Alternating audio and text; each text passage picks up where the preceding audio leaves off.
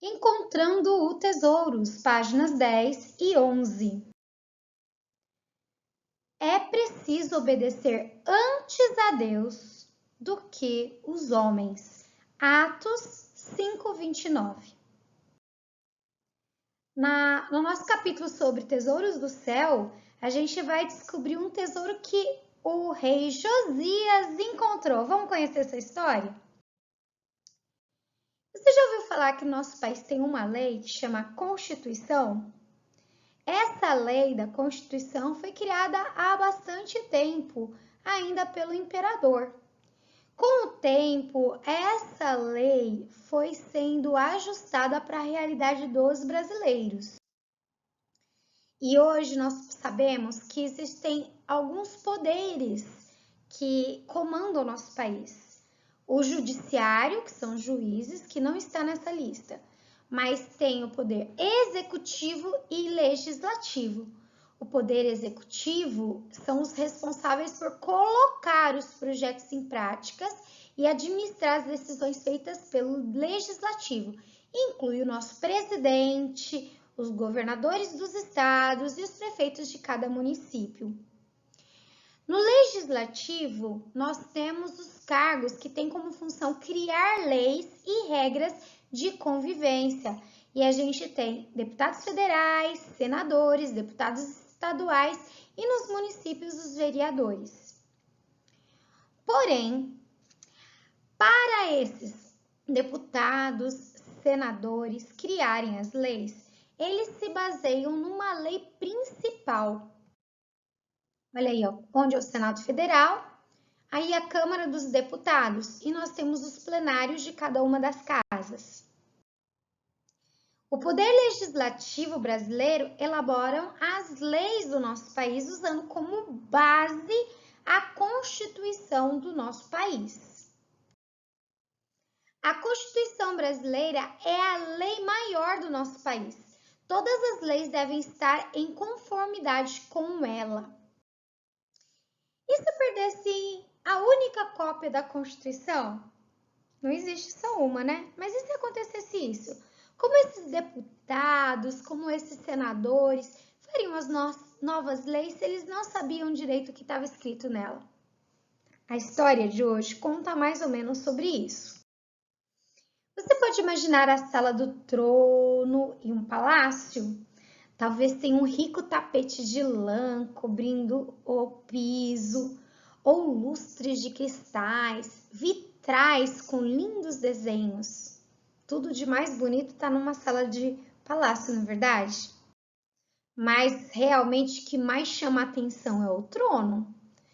Muitos tronos antigamente eram esculpidos com desenhos de animais, aves ou símbolos do governo. Outros ainda eram folheados a ouro para transmitir imponência aos súditos. Muitos reis são lembrados por seu poder. Alguns o conseguiram pela força e tirania, outros pelas riquezas que acumularam. Mas houve um rei, um jovem rei, que ficou conhecido por seu amor e obediência a Deus. Aqui nós vemos a escultura de dois reis, o avô e o neto. O avô é Manassés e o neto é o rei Josias, que é a da nossa história de hoje.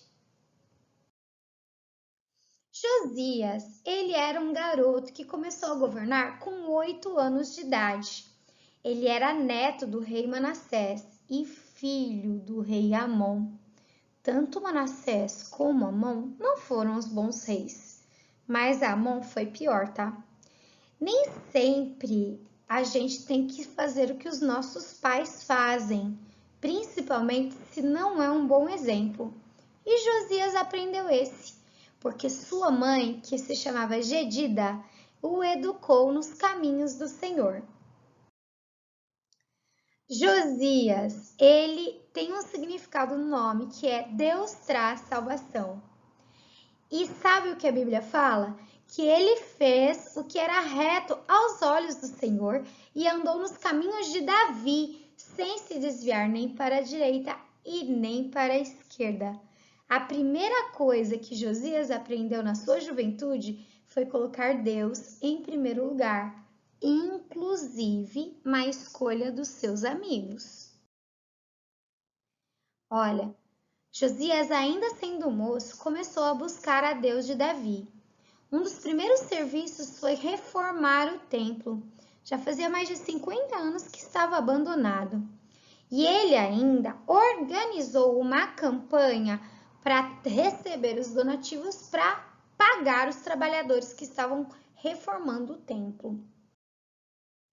Em meio das reformas, o sacerdote Ilquias achou o livro da lei.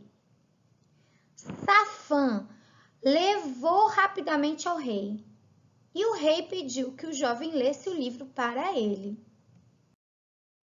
Josias, então, decidiu repartir com todo o povo a leitura daquele livro. E ele percebeu que o povo estava muito distante de ser fiel ao nosso zeloso Deus e propôs o povo para ser mais zeloso. O povo aceitou, então uma reforma aconteceu. Decidiram compartilhar com todos do reino a alegria da salvação em Deus. Naquela época existia muita idolatria. E sabe, os deuses que eram adorados eram o Moloque e a Astarte pelos sidônios, o Quemós pelos moabitas, o Milcom pelos amonitas e Baal pelos cananeus. Eram tantos deuses que todo lugar que se passava tinha um deus em formato de pedra ou pau, porque eles adoravam ídolos. Mas Deus não é um Deus de idolatria. Ele diz que Ele é o único Deus e que não é para a gente fazer imagem para adorar. Então Josias, quando descobriu isso, teve uma atitude. Mandou eliminar todos os deuses que existiam na região. Trouxe de volta no templo a Arca da Aliança e começaram a fazer uma festa. Sabe que festa que era? A festa da Páscoa. Nessa Páscoa foram sacrificados 37.000 cordeiros, 300 cabritos, 3.500 novilhos. Foi a maior Páscoa dos últimos 500 anos, sabe?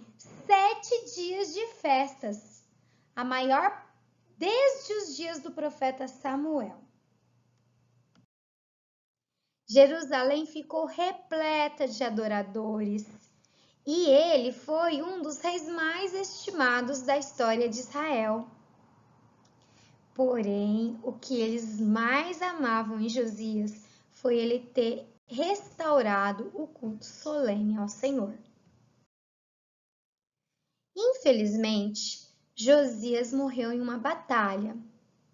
Ele morreu defendendo os interesses de seu povo. Toda a nação chorou por Josias.